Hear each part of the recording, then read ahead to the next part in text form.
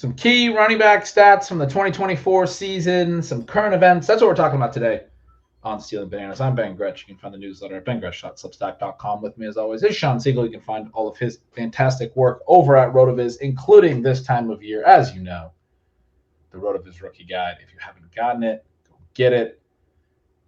Shawn's got like several paragraphs about every prospect. I've read about half of it. Part 2 is out now. I've been reading the part 1 stuff pre-combine. I mean, it's just such important context about, we talked about this on the last show, about the journeys for these players. He's always thrown in these little Easter eggs, these little notes about why guys kind of have the value that they do, and whether they're worth that. And I think it's a really valuable tool. For that reason, Shawn, we will talk about prospects between now and the draft. We're thinking about doing it a little bit today. We promised the people a little bit of talk about some veteran running backs, so we'll do some of that as well. See how much time we have. Might have to wait for next show. But yeah, I mean, it's been a blast reading your rookie guide stuff. I was saying to you before the show, I feel like I just want to do like multiple shows where I'm just like grilling you about these, and we very well might. I was comparing it to when I do all the projections in the summer. You're always like, let's do some shows where I just ask you questions about the projections. And I mean, I just like completely defer to you on this in-depth rookie research. The listeners know I think you're incredible at this stuff. So we're gonna do something like that at some point. But you got to read the rookie guide, man. Like, I mean, like you'll get some of it from me asking Shawn questions about some stuff, but it's not going to be, there's no way we could go through everything that's in this rookie guide. There's so much stuff. Like, it's just like practically we can't get through everything. I'm not going to pick out only the relevant stuff there. I mean, the running backs alone are a really important class this year. And I read through most of the relevant ones. So I read through like a dozen. Just so much information about each of these players. It's kind of hard to keep straight. Anyway, fantastic work. Thank you. That last note, it's kind of hard for me to keep straight every once in a while. I'm up to like 95 profiles that are in the guide. We added a few players.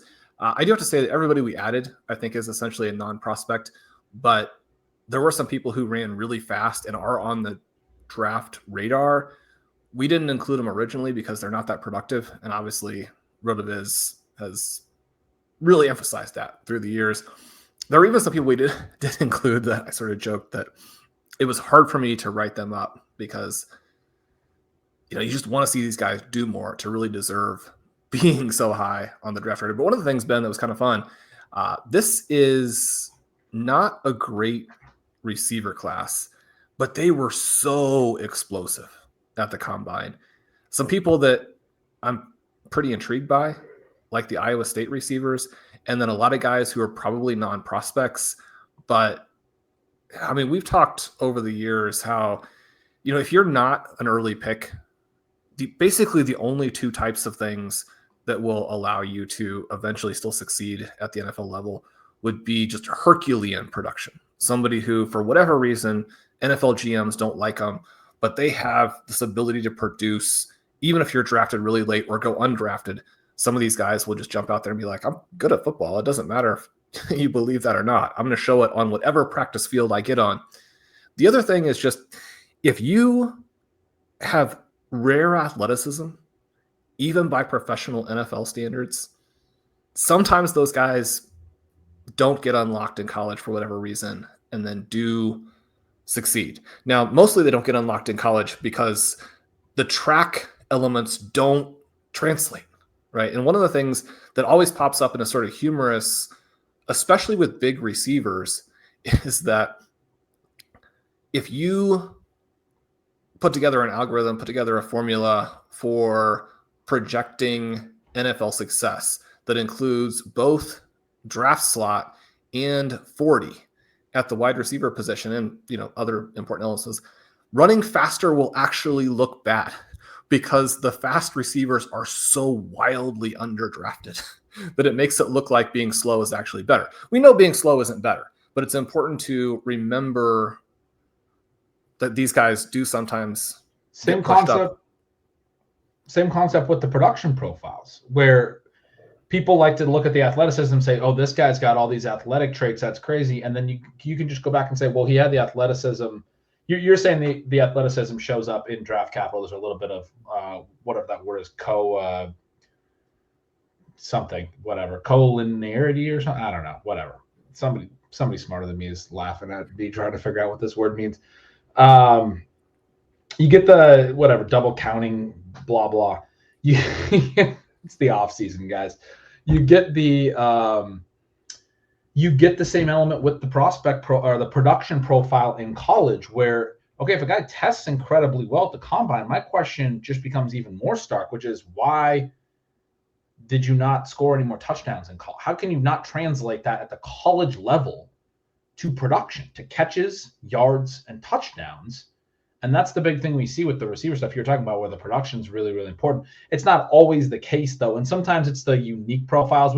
Whenever you say this point that you just said about some of the unheralded guys that are super athletic, I think back to Chase Claypool, which I think is one of the times you were really emphasizing it, whatever that was, 2021 or something like that. But he was a guy who was not very productive at a young age and then had a really good final season as like a senior. And so you would normally really want to dock that, because it comes at an advanced age. He's not an early declare. A lot of the analytic profile is not exactly exciting.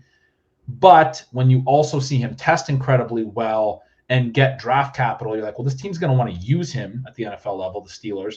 They're not going to be sick of him quite yet. They end up getting sick of him a couple years later. Everyone else ends up sick of him, apparently. But he got a lot of production early in his career, scored 9 touchdowns, I think it was, as a rookie, in part because, look, they went and drafted him high. That is your signal that they want to use him early in his career. And he's got the athleticism even at an NFL level. And then you can go back to the profile and say, well, he did translate this to production, though our models usually don't like when it's only as a senior. We can at least see that he was capable of turning that into points, fantasy points, touchdowns, whatever you want to say. He was able to do some of that at the NFL level as well, although he's kind of a mixed bag at the NFL level as well. But that type of player can translate. Is the guy where the production just wasn't there, and is actually not only did he start fast, but I mean he's had some mixed seasons because of iffy QB play. But then last year, he's always been a little bit of an empty air yards guy. But then you get Jaden Daniels, and you're like, okay, well, this is a good situation now. Yeah, there's a huge value to athleticism. I think that's very intuitive. I do always like to mention, even as somebody who has, some limited coaching experience in a different sport at a low level, you work with people in practice.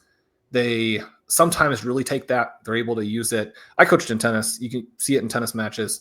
And yeah, you'll also have things that you worked on for a long time with people where it's still a weakness after you've worked on it for years. And it's very obvious to anyone watching that if the person could fix this thing, they'd be a lot better. And so you'll have people from the outside watching and be like, well, just, fix that thing. These guys have all had coaches, right? So this idea that you're suddenly going to fix some simple thing, it's going to click.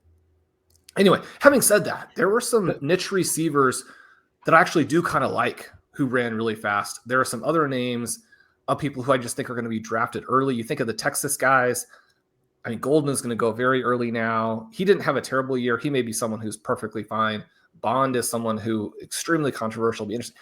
My point with some of this with the receivers, I think it deepens the entire draft.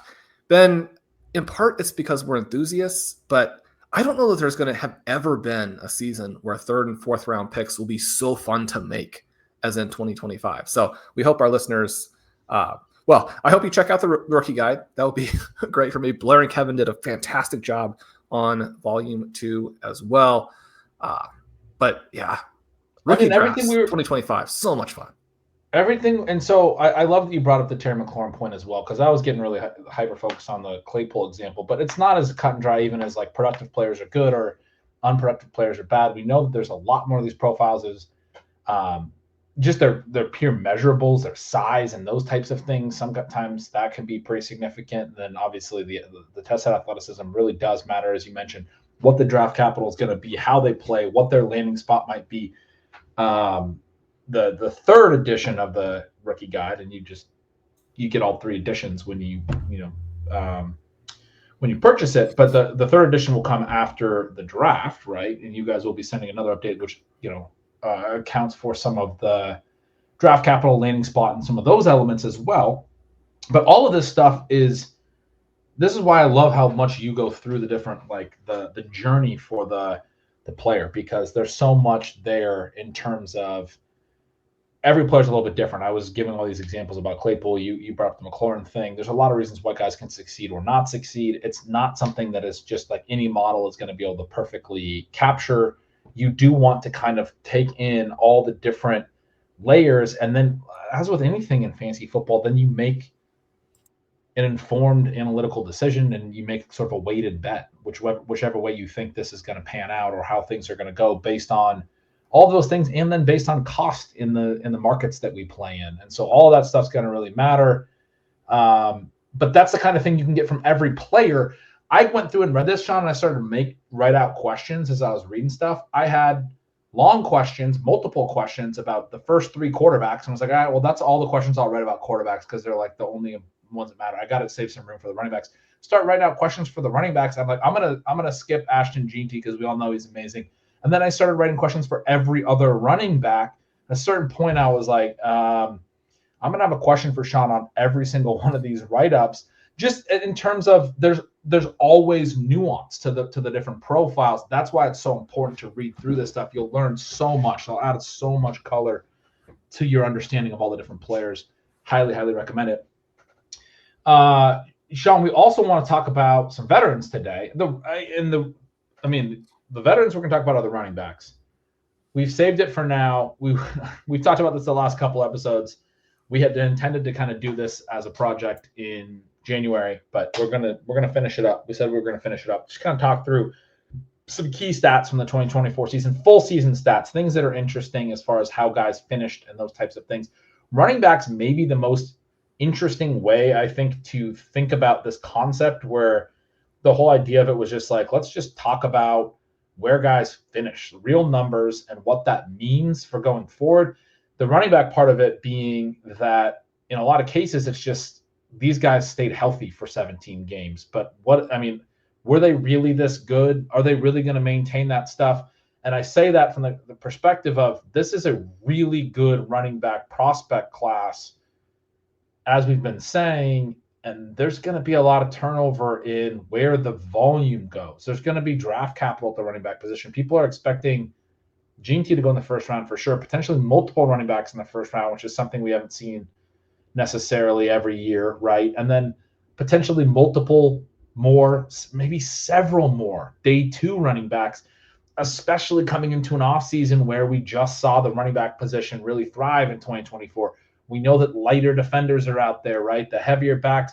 One of the things, I don't know if we talked about it on a recent show, Shawn, but I wrote about it at one point, was just, I feel like a lot of the surprising running back outcomes in 2024 were like some of the bigger backs, because we've talked about that whole thing where the defenders are getting a little bit smaller and those things. You've always made the point that I think is very true, that a guy like Saquon tends to maybe even play like a smaller back, even though he's a little bit bigger. But his situation is a little unique, where he's got this really dominant offensive line that leveraged going up against some lighter and weaker run defenses, and then you get a lot of yards before contact with Saquon's explosiveness mixed in there, and suddenly you're talking about long touchdowns over and over again. You get guys like Derrick Henry, you got guys like David Montgomery having one of the better seasons of his career, looking great. Even a guy like Najee Harris, who's been pretty replacement level first few years, starts to have some solid games at times. Joe Mixon, Shawn's a guy that you've always talked about, his size, speed, never really translated to efficiency until suddenly it did this year a little bit. I was thinking about it as it related to even a guy like Zach Charbonnet, who's like I can do everything pretty well, and my big calling card is that I can do that at a reasonable size, is sort of like the type of back that he is. He had a really good year this year. We had some explosive plays, explosive runs. Get a little size and speed together. It seems to be really effective in the modern NFL and the current NFL, as opposed to some of the guys that were maybe a little bit less exciting from an efficiency standpoint. I was thinking about a Kyron Williams, Devon Achane, guys that they did well this year, but more from an efficiency and Achane's perspective for fantasy, a little bit more usage, but his yards per carry really cratered in 2024, which wasn't great. You mentioned Mixon, and it's going to always seem like I have some personal vendetta. I was impressed with a few of his runs this season. I was impressed with how he was able to carry an offense that otherwise was just... I mean, Ben, you and I declined a trade for CJ Stroud this past week, or didn't act on a trade. I think it was at some point withdrawn, that we just never would have possibly believed that we wouldn't have accepted. But I do want to throw in that in this season where Joe Mixon looked really good, you look at backs with 100-plus carries, he had the fourth highest stuff percentage. He averaged 4.1 yards per carry. His evasion rate was below 10%, which is awful. People just like to give Joe Mixon the ball. So, I mean, you but there was a point last season where you gave Joe Mixon credit. Yeah, because he looked good for a little while.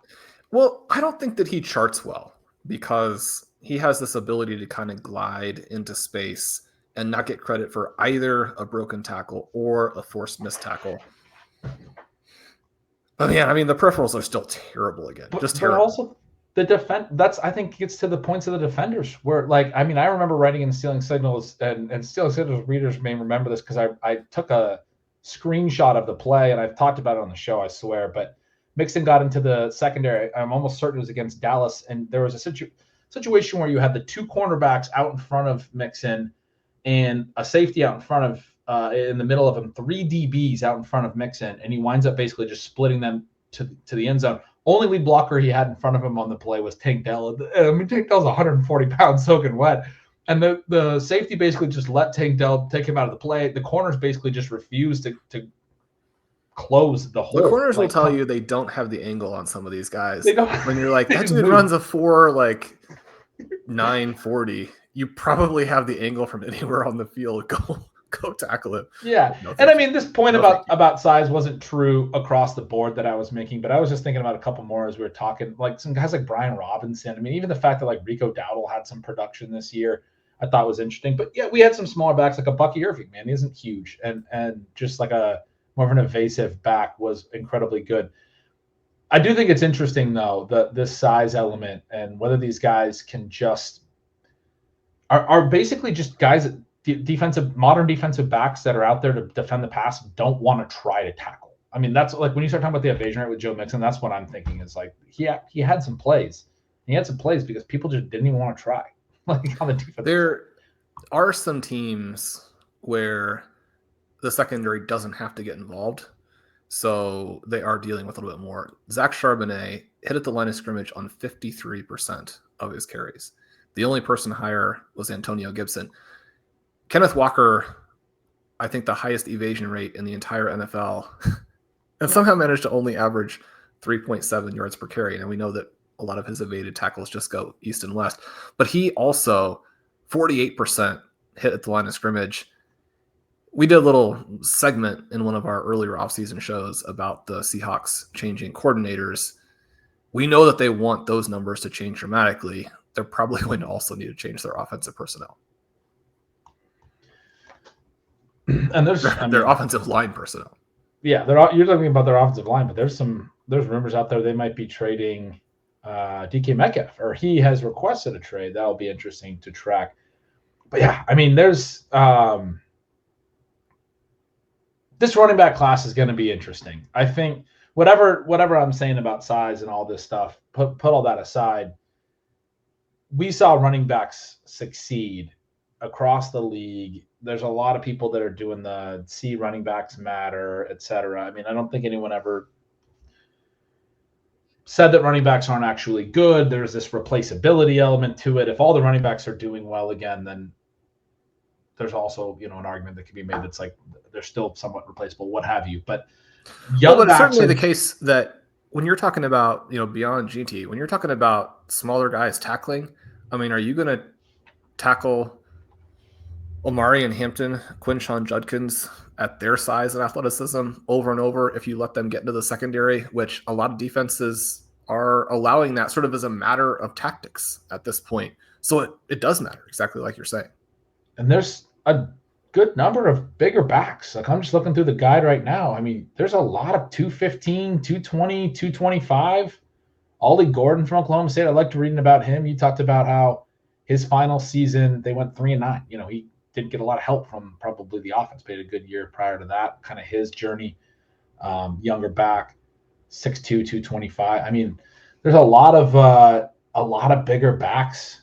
It's Scatabo, who I was joking about on Ship Chasing a month or a couple months ago now.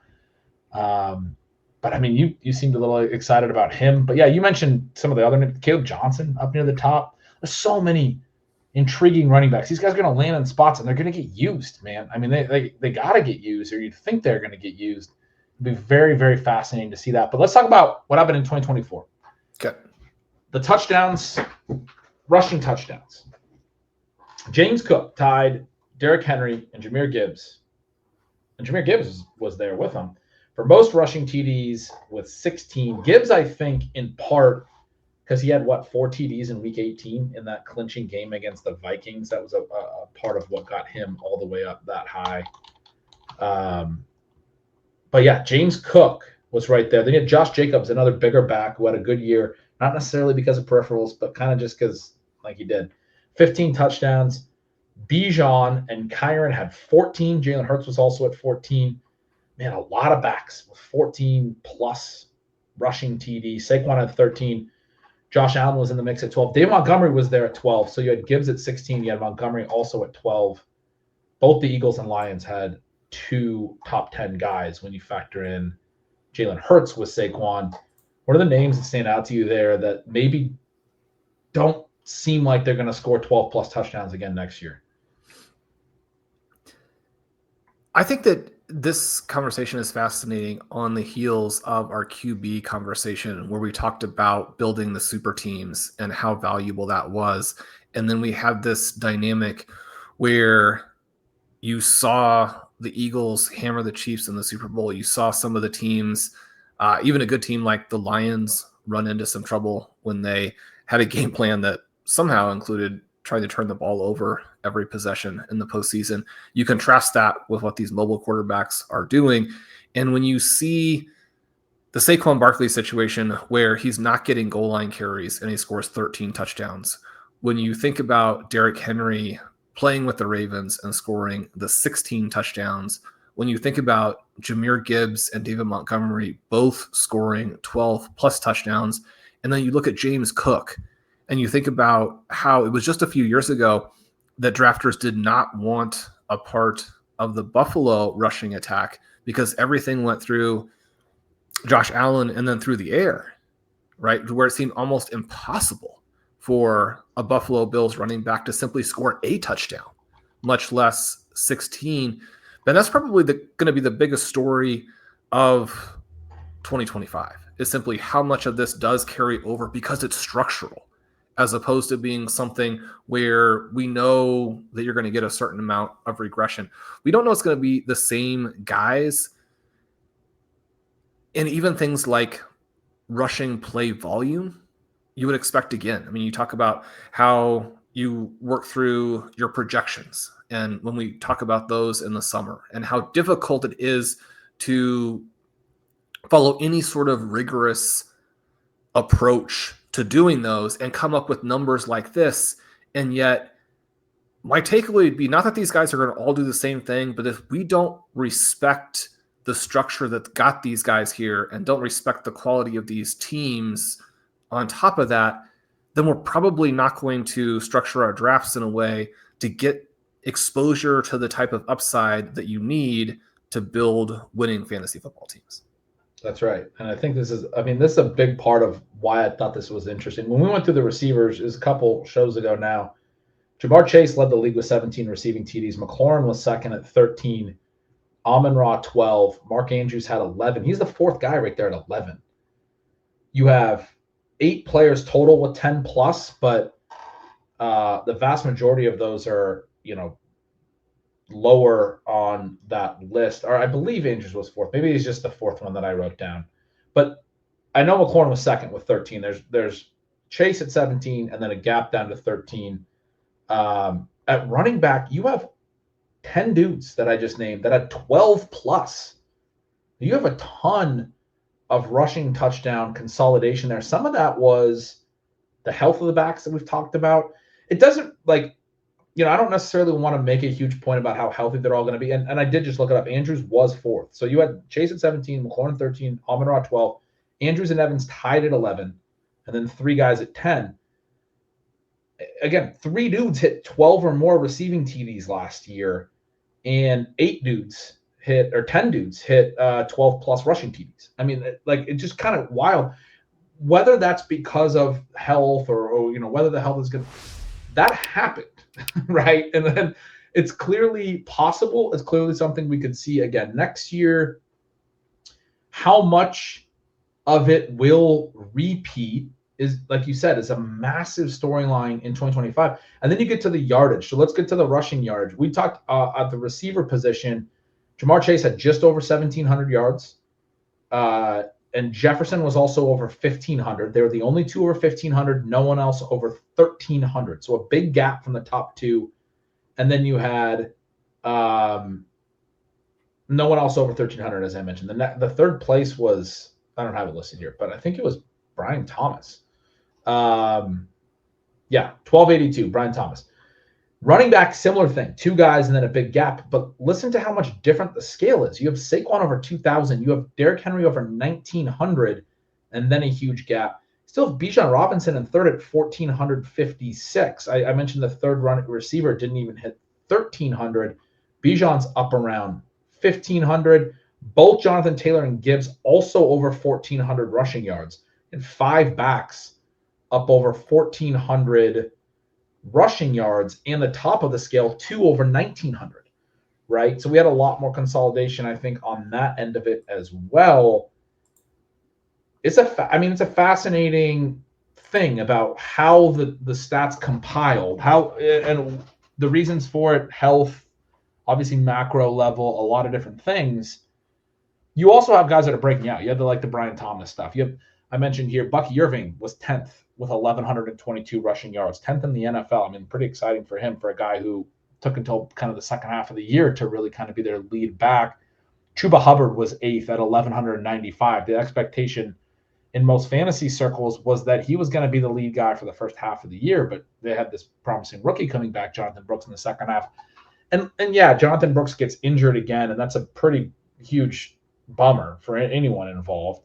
But also, prior to him unfortunately tearing his ACL again, he wasn't exactly cutting in. Chuba Hubbard was playing incredibly well and was maintaining his role as the lead back and was on his way to at least rushing for 1,000 yards. A lot of interesting names when we look at the yardage as well, and definitely a huge element of the way that we think about, I think, the early offseason and as you said, the big storylines of 2025. Those massive gaps, really do reinforce how unique, how explosive, how powerful the Saquon Barkley and Derrick Henry seasons were. And at the same time, we have such clear-cut explanations for why they wouldn't be the same again. And with Barkley, it'll be interesting to see how defenses evolve to address this element where Jalen Hurts has not played particularly well, even with some of the things that he does in a positive manner. And you saw that in the Super Bowl, where the Chiefs were able to limit them during long stretches because they were able to limit Saquon Barkley. Saquon Barkley, the most stuffs in the NFL last year. Now, a lot of that is because he had so many carries. His stuff rate was not good, but it wasn't, a huge problem for him. But when you can stuff them that many times, and then you think through, again, how this manifested, where it just was big run after big run after big run. And it's not that I don't think that those will exist in the future. I've made the case for some of these guys in the past that when you look at the season where Jonathan Taylor has all of the long runs, you should be careful about penalizing him too much for that. And then the thing that actually happened was that he didn't perform well afterward. I don't think that was guaranteed to happen. We have Devon Achane, who had the extraordinary rookie season. And then, as you mentioned, I mean, his metrics for last season, purely as a runner, were absolutely terrible. Now, the offensive line situation, very different between these teams. And perhaps this long speed for Saquon allows him to maintain enough of the long runs to do this because you have this offensive line, because you have the mobile quarterback. Obviously, one of the things that Achane is dealing with there is not just the poor offensive line, but even with a great scheme guy like Mike McDonald, you still are dealing with the fact that Tua doesn't create those opportunities in the way that a Jalen Hurts or a Lamar Jackson might. So you think through it. One of the things with Achane, though, was that he'd done it before, and the Dolphins have had this 49ers infused run game where it seemed to be one that stood separate from the pack, where it didn't need that mobile QB in order to accomplish it. So we have to be careful both about overly discounting things that seem unrepeatable, but also creating categories for individual players to say the rules don't apply to them, because it just in so many situations we find out that they do. The thing with Derrick Henry, I think, is that part of what he accomplished this season was the result of teammate injuries behind him, to where it's not that likely that the Ravens actually want him to do that much. And I mean, he performed at an incredible level. Breece Hall, Kenneth Walker didn't necessarily, but you think about how quickly those guys fell into committees. And frankly, even Charbonnet with the decent performance, I don't think that you can say that Hall or Walker fell into committees because the backups necessarily like truly forced it. Whereas there are so many players from this incoming class that potentially could force it. And a team like the Ravens would probably be very happy to have that happen. And I think even with the stars, when you think about Jahmyr Gibbs and what he was able to do, I think that, to me, Jahmyr Gibbs is clearly the best running back in the NFL. And I say that with immense respect for certainly what Saquon Barkley did, because it's just so unusual, but then Henry as well. And yet the Lions are just like, I mean, we're going to extend the player we have behind you. You're going to get good players drafted on top of some of these guys, maybe Barkley, even though, Ben, there were a couple of fun moments in the playoffs where you're like, oh, Will Shipley, he can run through that hole in a similar fashion. Maybe he would be okay if Saquon Barkley got hurt. But, I mean, Jonathan Taylor, Will Joe Shipley, Mixon. There's a name we have not discussed for a long time. Josh Jacobs, James Cook. Huge risk to those players who are very good players. Huge risk to those players that they're going to have rookies dropped in on them who may simply even be better by midseason.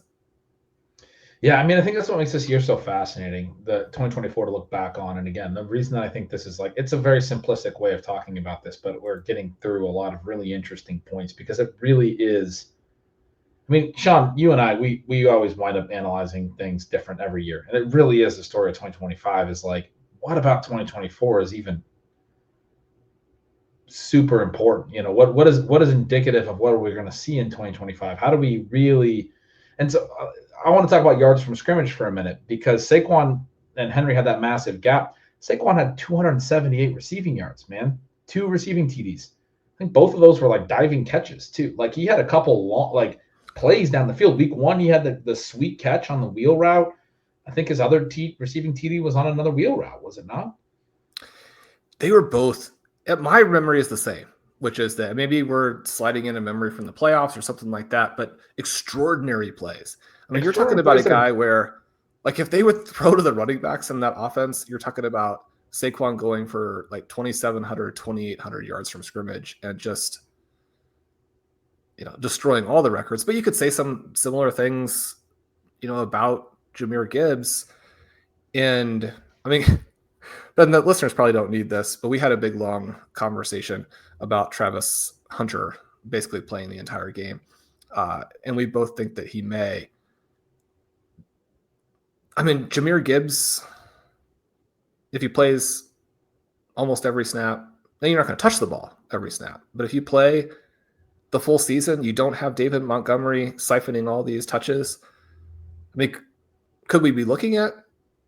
I mean, certainly the season is longer now than what LaDainian Tomlinson, Jamal Charles, Marshall Falk were getting to work with.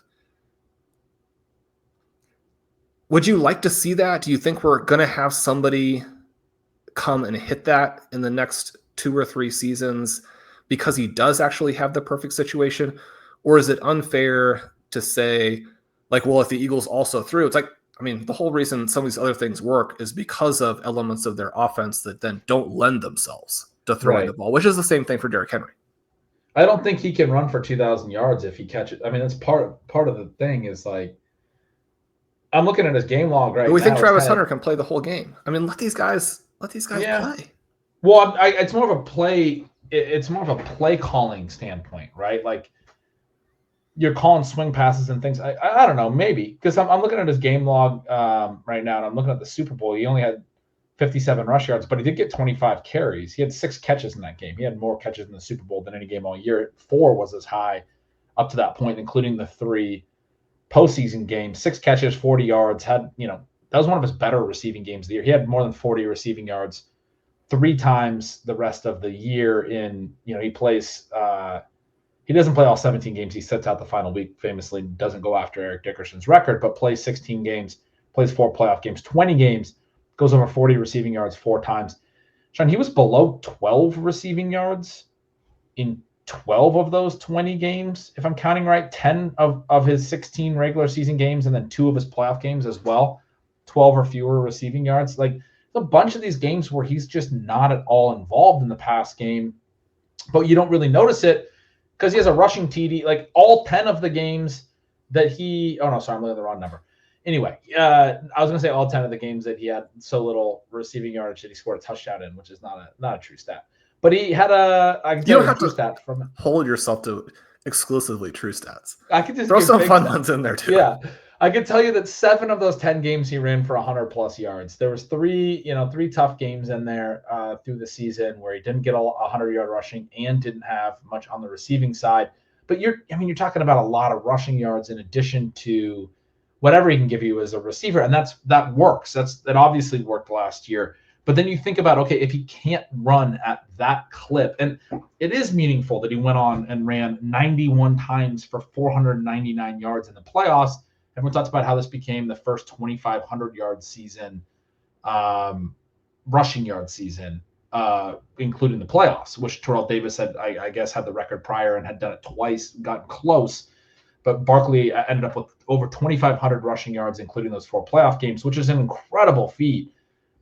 And I'm not giving you the curse of 370 or whatever that we used to talk about 20 years ago. I do think he can still stay healthy. I think athletes are better conditioned in those things now. I don't even know that he took a ton of hits this year because the guy was just running to daylight at all times, it seemed like.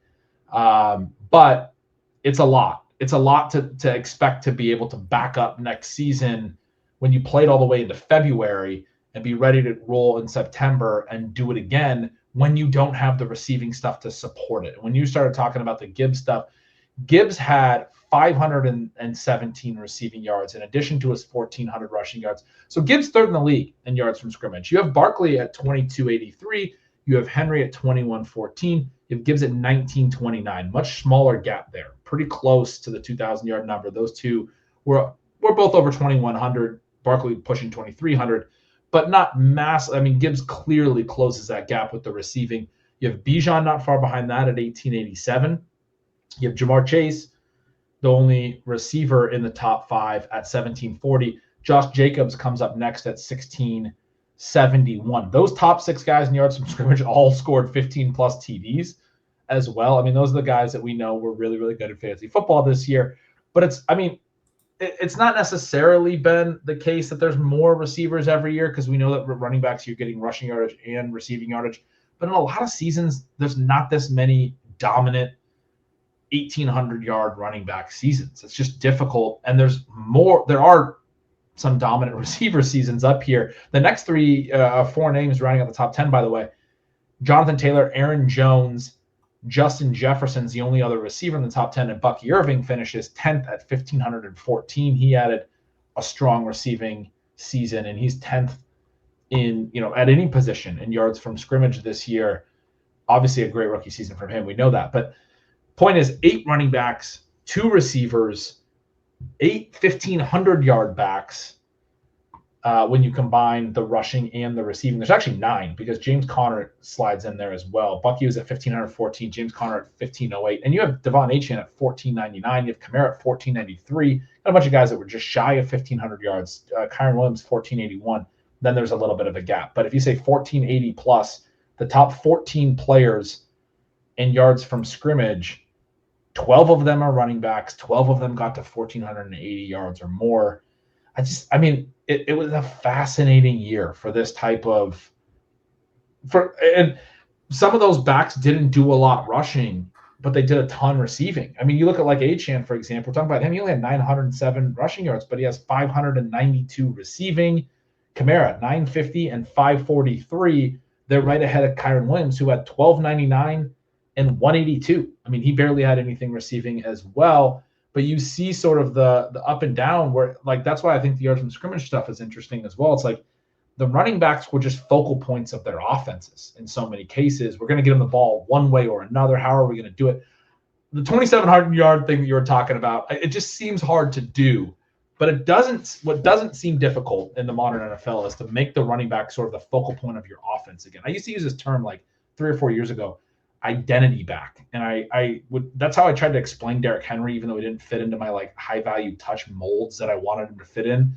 It's like the offense runs through him though. Like, even though I can't project him for a lot of catches and I have to have him score way more touchdowns than everyone else, and even if he runs for 2,000 yards, he may not actually have 25, PPR points per game. This is like legendary ceiling that we always talk about. He's an identity back. He's a guy that we know is going to get the ball constantly. That's what Saquon Barkley was clearly this year, right? That's what Henry was to a degree for the Ravens. Maybe not so much. And I think that's your point about somebody else could be involved there. He wasn't so much of an identity back for the Ravens as he was back in his Titans days. That's what Gibbs was, right? That's what Bijan Robinson was. That's what Josh Jacobs was, like it or not. That's what Jonathan Taylor was down the stretch. Certainly, it's what Bucky Irving became. There were a lot of identity backs around the league this year. Alvin Kamara was that. The Saints did not have an identity other than Alvin Kamara. By the end of the year, it was Alvin Kamara or nothing else. Like, what are we going to do? Throw it to – who are they throwing to? I can't even remember the guys. Marcus Valdes-Scantling was on that team. Chuba Hubbard is farther down this list. He became a pretty clear identity back by the end of the year, in my opinion. I mean, it was a fascinating year for this around the NFL, where these offenses got back to, we got to get the ball in our running backs' hands.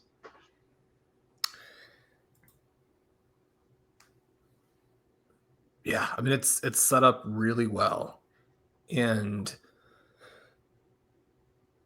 I think that is going to benefit the rookies. And I think that we're going to see teams who are able to play through their backs in a way that maybe they weren't able to last year. Some of these names that you have on the scrimmage yards sheet are really interesting in that sort of 1,500 range. This isn't, I'm sure, a remotely unique take, but when you see Aaron Jones, someone I love for this season, right, at 1,546 and 7, the main thing you think to yourself is, whoever the Vikings add, you want to have a ton of shares unless somehow the price gets absolutely crazy, right? A rookie there is going to hit the jackpot. You look at Achane just missing. He's in this group, and then Kyron also just missing, Kamara just missing. I'm concerned about Kamara. We've been concerned about Kamara for a while, and he's been able to thwart that through the receiving. But Achane, Mixon, Williams, Jonathan Taylor, and Alvin Kamara are in this group of 5 straight backs who rank 30 to 34th in SIS's points above average per play as runners. They're all very negative. Breece Hall even trails that group. But it's not a great group to be in terms of what they were able to do as runners last year. Kyron Williams, somebody I really liked. He did actually come through fine in fantasy, but then we know that he probably represents a ton of risk for 2025. I don't think that's the case for HM, but certainly the other names in this group, even someone that I've really liked and who finished strong. And you would think, especially if they do actually go with Anthony Richardson with some of these other things we've talked about, that Jonathan Taylor could rip off tons and tons and tons of long runs next year. The problem that he's running into is the problem that we thought, some of the other long run guys might have, which is that when he's not breaking the long runs, he now looks pretty bad. And that shows up in his peripherals. I mean, Alvin Kamara has been that way for quite a long time. You do wonder with the Rams if they regret, and maybe this can be true of several other teams as well. Blake Corum looked fine last year. Ray Davis actually looked very good. But you wonder if some of these teams where maybe they didn't have the immediate need and they're almost targeting that second year with the person that they drafted. And we think about Kyron Williams obviously breaking out in his second season, although there were injury elements as a rookie that contributed to that. But man, there are going to be 6th and 7th round picks in this draft who are better than top 100 guys from recent drafts. Not to call any specific player out, but some of these teams might have wished that they could have simply waited for 2025 and taken someone in round 7 who's going to be their future starter. And that's obviously on top of the actual stars who are in this draft. Yeah, this is going to be an incredibly fun draft period to see how these guys land on the current rosters. Shawn, I was just digging around because I made this completely cherry-picked cutoff of 1,480 total yards to say that 12, because there was like a 100-yard gap below that this year, but 12 backs were above that line, only 2 receivers, 14 players total. I just wanted to give some context to past years. I was just digging into it a little as you were talking, but in 2023, the year prior to last, only 9 players hit that instead of 14, and 4 of them were receivers. Only 5 backs and 4 receivers. I mentioned 12 backs, 2 receivers. Last year, it was 5 and 4 the year prior, 9 total. 2022, there were 13, but again, 4 receivers, 9 backs and 4 receivers. So the 12 we hit this year, still a high. 2021, there was only 8, 4 and 4. Again, 4 receivers. 2020, we're back to 16-game season. So there's only 5 guys, 4 backs and 1 receiver. 2019, there were 10 actually, 9 backs and 1 receiver. But none of the last 5 years have we had more than 9 backs. 2019, we're talking about a whole different era. We're talking about, back when we were talking about the Uber backs, right? I mean, Christian McCaffrey and great seasons. Or I don't know if that was a healthy season for him, but 2019. Dalvin Cook and Alvin Kamara and these kinds of guys back at that time, I believe. And Ben, when you mentioned some of those names and you mentioned the Uber back concept, we had this sort of very fleeting new running back golden age that went away again. One of the things that is so fun about this draft is that, it's full of guys who fit that category. We went through several years where people are saying, okay, this guy who played for big school A that has lots of players and didn't have a lot of production, but it was because they have lots of players and is 220 and runs a 4.55, that he is going to be like a really good NFL player. You want to keep an eye on him. If a team drafts him at the end of the first or in the middle of the second, that's someone who is going to be. Did you describe Najee Harris? I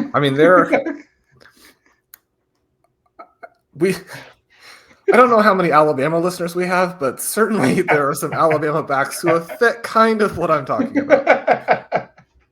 Then this class has a bunch of dudes who have massive performance, who are big but also athletic, or who are smaller but are hyper athletic, but not small, right? Not below these kind of somewhat arbitrary, but below these thresholds that historically have maybe sort of relegated you to more part-time work. And then they also catch the ball, right? We're talking about trying to find players like Le'Veon Bell and David Johnson, but maybe faster than Le'Veon Bell and maybe did it against better college competition than David Johnson did. That doesn't mean they're going to go be those guys, but it's an influx that really matters. And you mentioned So you're telling me there's going to be 12, 1,480-yard running backs again. Maybe not this year, but if we get this influx of talent, I mean, so that's the thing is I as you say that, what I'm thinking is, okay, well, maybe those guys are going to create some committees a little bit more in 2025. Maybe it is going to come back down a little in 2025. I think a lot of people that think like us, that listen to this show, are like, there's going to be so much regression in this running back scoring.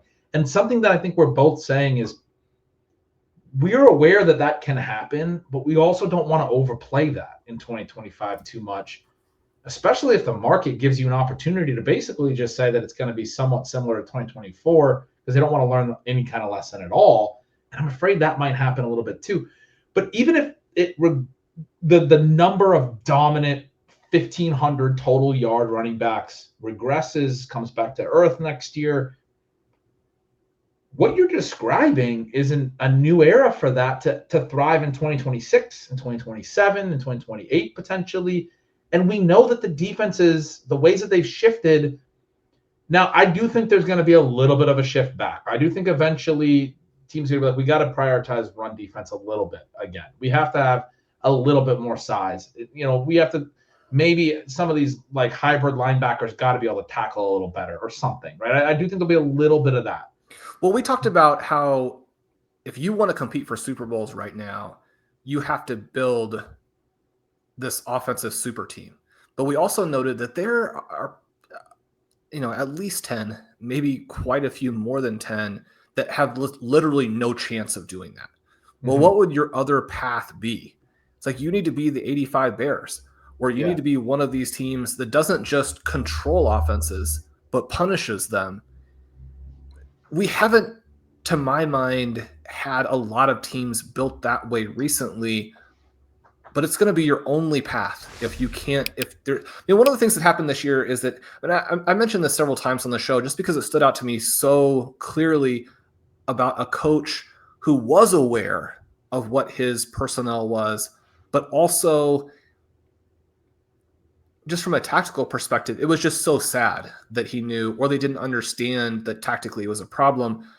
I mean, Antonio Pierce came out and said, we're not going to score a lot of points. But the flip side of that was not like we're going to have a great defense and shut people down, and we're not going to be one of these teams that dies by 1,000 cuts and then tries to stop you at the 1 yard line. We're going to punish you. He basically just said, we're not going to be good, right? And as you move along, you're going to have some teams that don't have a Lamar Jackson or a Jalen Hurts or a Jaden Daniels come up with different solutions. And some of those have to be, you got to force teams to get off the field, right? You can't let these teams with these types of offenses, you can't let the Commanders play half their games without punting, right? Yeah. Even if they're going to go for it, you've got to force them into those fourth downs and stop them. You've got to create the negative plays. And so how do you do that? You got to have superstars you're talking about the all-star teams on offense. You got to have an all-star team on defense. You got to have interior D linemen who can defend that can rush the passer and defend the run. You got to have linebackers that can play the pass defense that you need, because fundamentally NFL defenses want to defend the pass now, but also step up and defend the run. Your front seven is capable of also still defending the run. So you can't let Saquon Barkley run all over you. You force teams to throw, but you still have that foundational principle of stopping the pass, but you have all these hybrid Hall of Fame level, players, probably in the front seven. I think it's immediately like the defensive interior and those hybrid linebacker spot, those joker spots on defense. It's not just like a linebacker spot, which has been devalued. It's like you got to be able to play on these elite athletic tight end. You got to be able to guard Brock Bowers in one play and then also defend the run. You have to do all of that. And then obviously the secondary, you're going to have numbers in the secondary a little bit more, but you got to have players in the secondary. But if a team builds that way with we haven't really seen a team that has that foundation. The Eagles were close on defense this year. I mean, their ability in the Super Bowl to rush 4 and play so good on the back end was incredible. And I think that's the takeaway, right? And I think that inside the NFL people who are paying attention, that's the biggest thing that happened by far in the entire NFL season, because you're going to continue to have fans and, maybe some segment of analysts who are like, well, the Chiefs just were incredibly lucky. The Buffalo Bills and Baltimore Ravens were absolutely fantastic. The Chiefs went 2-1 head to head against them this year. They got annihilated by the Eagles, and they got annihilated because of the front four. Now the Eagles have managed to be what you kind of would like to see from a Super Bowl champion, which is a team that had the offensive juggernaut and they had this defensive cheat code, not cheat code, just they could simply, the trump card, right? They were simply better. Well, especially teams who don't have that on offense are going to have to be able to put out that type of defense in the future and humiliate teams like the Chiefs, shut them down, close the door. You win some of those games with your defense. Then I just don't feel like we were seeing that outside of the Super Bowl, which isn't necessarily the place you expect to see it. I mean, you've got to have some teams come through with a defensive mentality, a defensive identity in the future, and we will. I mean, it's inevitable that we will. Yeah, we will. But we also know, I mean, central to this whole conversation is foundationally they want to stop the explosive pass. I mean, that's where we're at in the league. And so short of being the 85 Bears, the way that you build a great defense in the modern NFL is you're really great against the pass, right? I mean, that was really the Eagles' calling card. I mean, the Chiefs just couldn't run the ball. I mean, not that they... Chiefs were like, okay, so we gave up the part that you were going to give us, and then you humiliated us on the part we wanted. So, you did have it figured out. Yeah. But there's going to be defenses that are going to be great against the pass, that are going to be able to rush for potentially and drop in coverage and stuff, but also are maybe not going to be good enough against the run. My point there when I was talking about that class, you're talking about this class on running backs coming in, even if it does regress in 2025, and I think a lot of people are saying, I really want to play this to regress. Think on a 5-year plan. We're going to have another year like 2024. Why would we not? Like, this is where the defenses are headed, and now we're getting this influx of running back talent. It's going to happen again. Whether it's in 2025, I'm not sure, because a lot of that influx of running back talent is going to be pretty young.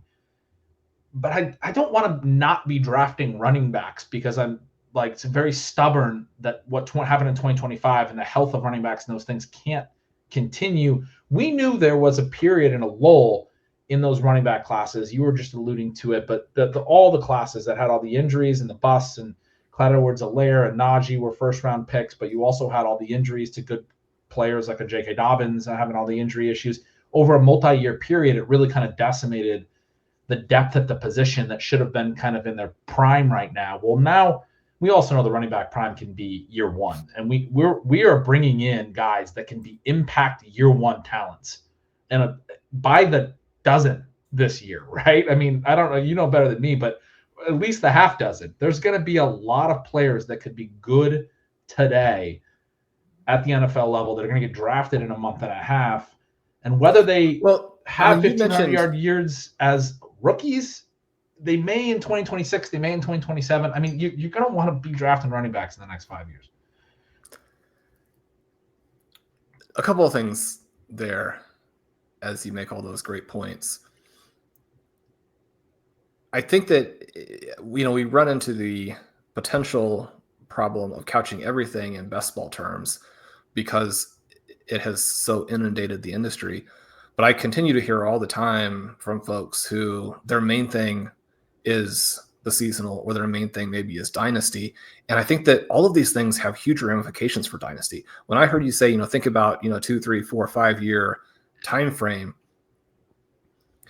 One of the things that's fun about fantasy football is even if you had a role in creating the way that people currently play a format, there are evolutions, and sometimes you can take advantage of people leaning so far into something. And I really felt like going into 2024, I certainly think it could carry over. You think about dynasty. You think about the RV Triflex format at the FFPC, which if you don't play that, it's perfectly fine because that format is easy to talk about and that it really reflects the type of starting lineup, et cetera, that people are playing across their dynasty leagues now with that super flex spot. You can play running backs in the running back position. You can play running backs in the flex positions, and you can play running back in the super flex position because of where prices have gone. And then because of the scoring levels that you're starting to get. And if you have teams that are set up to really take advantage of the current prices and the way that people play, where they want foundation quarterbacks and they want this longevity from receivers. And in some cases, say they're willing to take veteran receivers because they think that those guys are going to be good in their late 20s. And so you're fine. You can get the locked in production. There are lots of good ways to play it. But one of the ways that you can end up with just these crazy, crazy rosters, and that's really what you're looking for in Dynasty, is to build a roster that's way better than the best possible redraft lineup, except for maybe the people who win the main event, what have you. I mean, there are going to be those very unique redraft lineups that are amazing, but you can do that by leaning into structural holes that have developed. It doesn't matter how much zero running back you played in the past. Running back is really exciting to get there now. And you talked about how many guys. I mean, one of the things people ask me a lot is about Scatterboo, and there are lots of skeptics. There are lots of huge enthusiasts. And the thing that I've kind of started to think is that fantasy managers probably have him in the right rank of rookies, but the rookies tend to push each other down. You have these kind of parallel tracks almost. There's only so high the running back 7 or running back 8 or running back 9 in the rookie group can be, but those guys are massively undervalued this year because of how good they are. And you look at some of it's not that I think the next gen production metrics are more accurate or even as good as a lot of the things that we tend to reference that are separate from those things. But his production numbers, I don't think that they're in any way fraudulent. And then he jumps almost 40 inches. Now he doesn't run, right? Which makes you think that probably the 40 wasn't going to be fast. But when you look at someone who jumps 40 inches and has that production, and he's not even one of the highest priority guys, you're talking about, again, I think like a Josh Jacobs, a David Montgomery, plus, not just like a rich man's version of them, but someone who, I don't know. There are a lot of guys. And the other thing I was thinking is every time I imagine him now, he's hiding in the bushes, getting ready to jump out and scare somebody. But because his name's Scatterboo. Is it Boo? I thought it was Scatterboo. I don't know. I'm looking at your write-up on him right now, and both, just from a production standpoint purely, both the names of Adrian Peterson and Christian McCaffrey are referenced. So it's pretty good. Those are good names to be referenced alongside. I think it's justified. I did note that I thought that they had done him. If you're out there playing college sports, the Arizona State Sun Devils did a very good job on his write-up, finding things in their little bio for him where he compares to those guys, and I made sure I gave them some credit for coming up with those. You did say ASU's bio. ASU's bio reminds us that he was the first running back to do these things since Adrian Peterson, since Christian McCaffrey. That's pretty funny. So those references were paraphrased from another source that did a good job of hyping up their guy. But yeah, he seems to be a fan favorite and the kind of guy that, again, he's not huge, but enough size to play 3 downs, to probably be something of an identity back. If he winds up in that situation at some point in his career, it might take, being a backup first, maybe an injury ahead of him or something, but he gets an opportunity to carry the load for a period of time. He can certainly do that. He showed that at Arizona State. That was the big thing that, they probably should have won that game in the college football playoff and been in the semifinals. And in fact, I believe they definitely should have won that game in the college football playoff. I would just like to be a little assistant coach on the sidelines there, hiding behind the benches and coming up and getting in his ear and being like, dude, I think you'd be good if you just try a little harder. Say that to him and see what he does. Yeah, I don't think he means that, but it would probably set him off a little bit. Shawn, we'll have to talk more about the prospects on the next show. That's definitely going to be coming up. We'll talk about the free agency. That's one of our favorite things to talk about. We love talking about the veterans, things that have happened. Got the Deebo Samuel trade. We got him in Washington. None of his numbers were good. You mentioned you got a chance to do the FFPC show with Balky and talk about Deebo a little bit and how a lot of his peripherals look so bad. Did have pneumonia. It's been bouncing around social media. A little bit of a reminder. His splits before and after having pneumonia last year were pretty stark. He's a 29-year-old. I think as far as leaving Kyle Shanahan, landing in Washington is the perfect fit. I love the move from Washington's perspective. I was talking about him on one of our more recent shows that I like them as like a sleeper, lower odds, like futures bet on like winning a Super Bowl or something. That you already have a quarterback playing at that high of a level. They're the third most cap room. He's not, he's on a rookie deal. He's not expensive.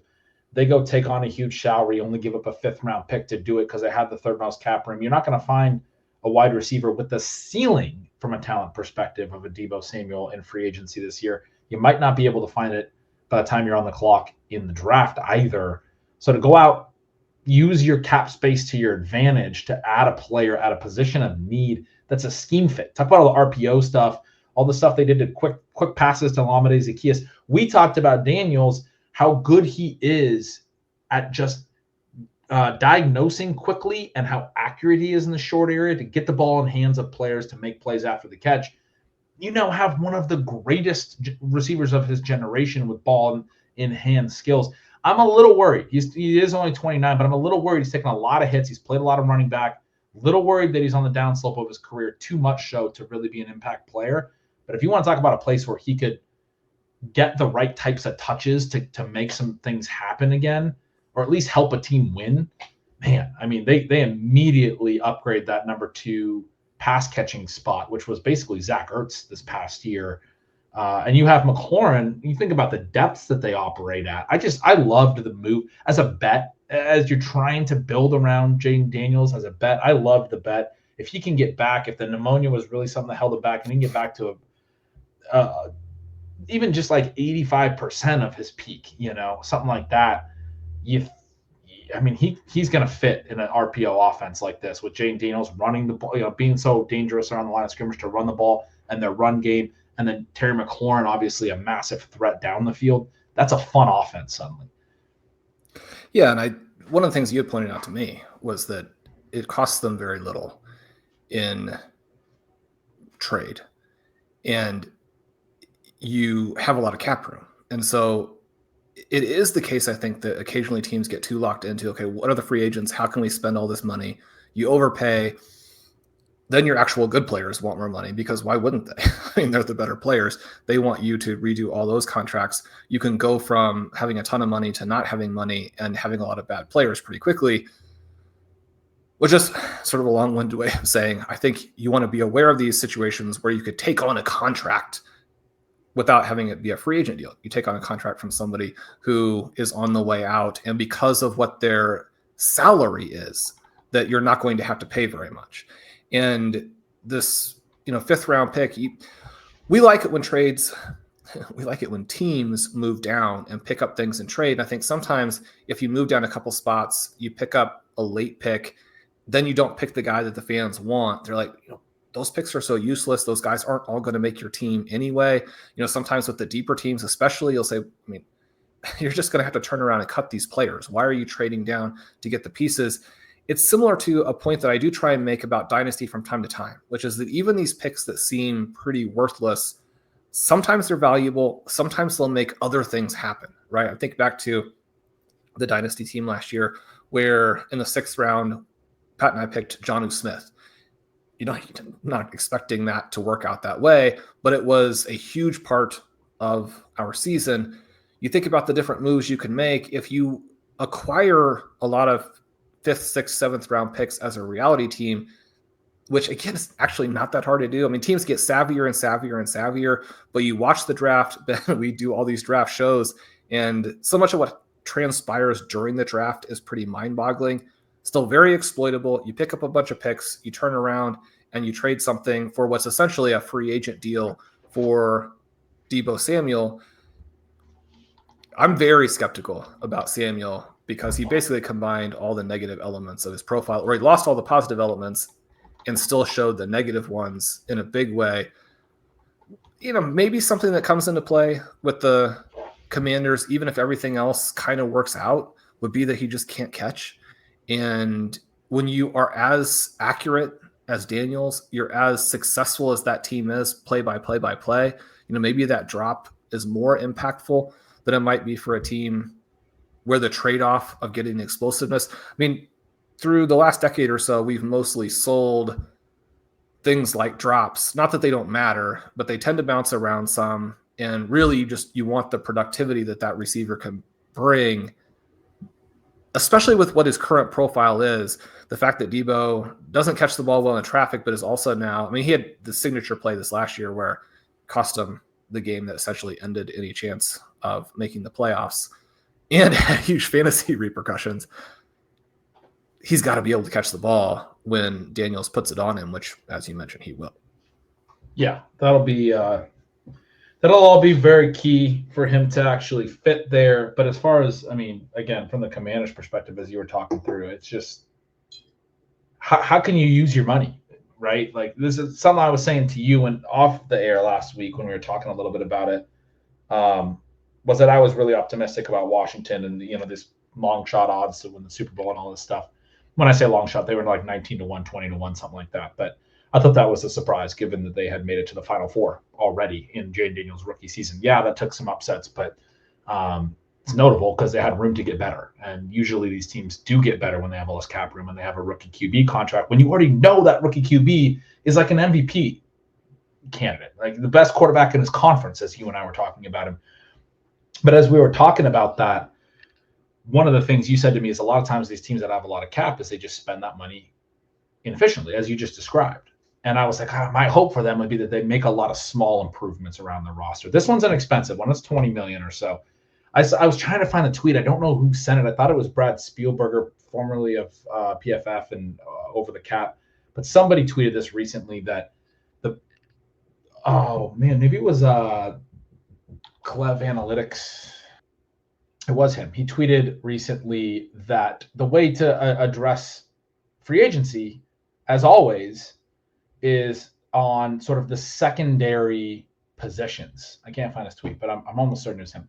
So it's like a high-end running back like the Eagles did with Saquon Barkley last year, or a high-end safety or a linebacker, or like you find difference makers that are maybe a little bit undervalued at these types of positions in free agency, and then you really got to hit at the core positions in the draft, right? Or in other ways.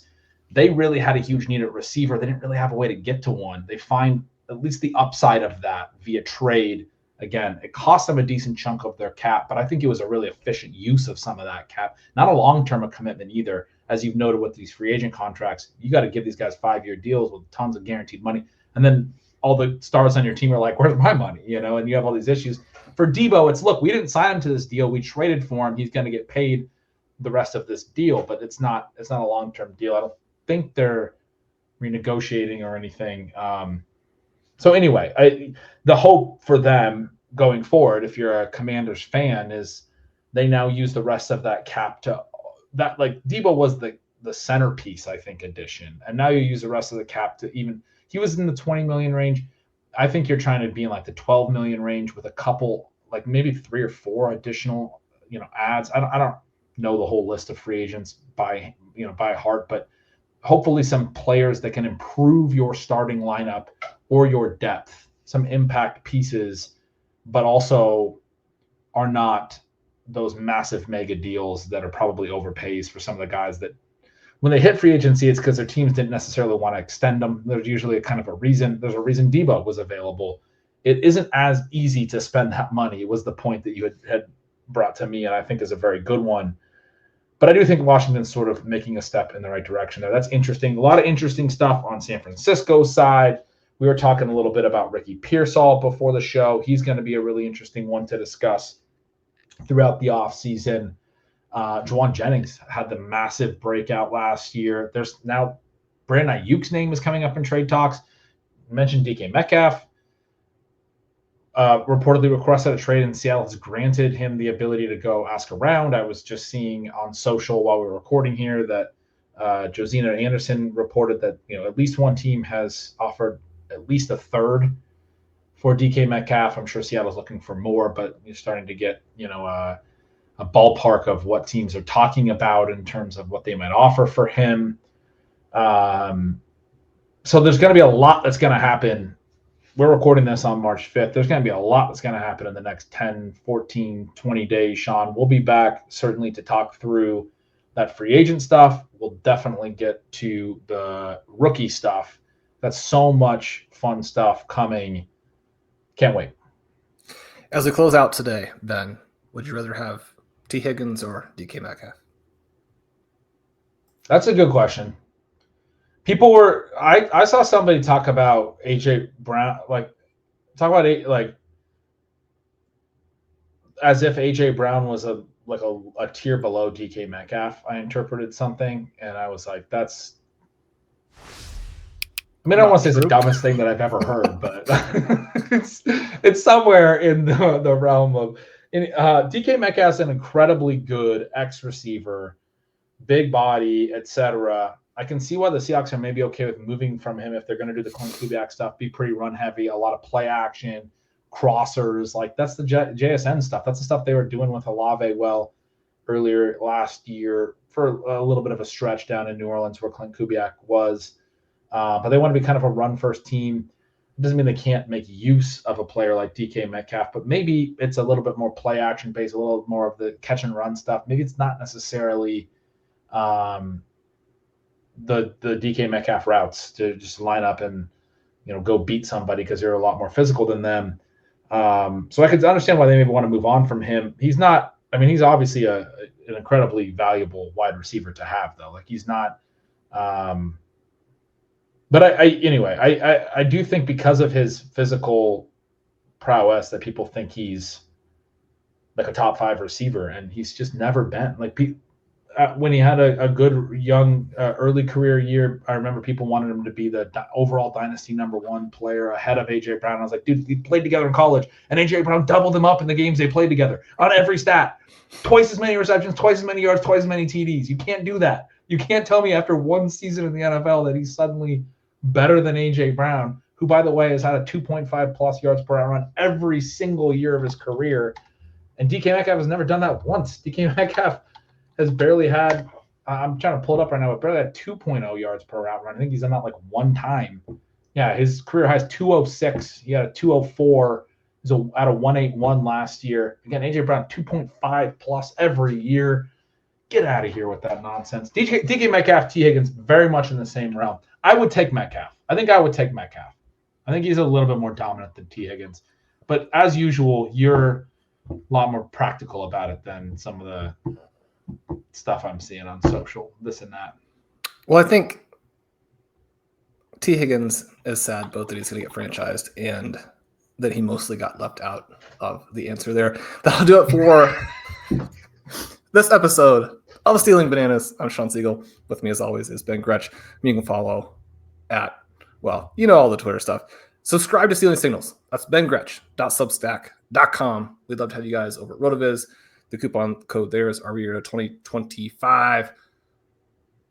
Something to that effect. But what we'd really love, and what also gets you a coupon code to a new RotoViz subscription, is if you buy the rookie guide. We love you guys. We'll talk to you soon.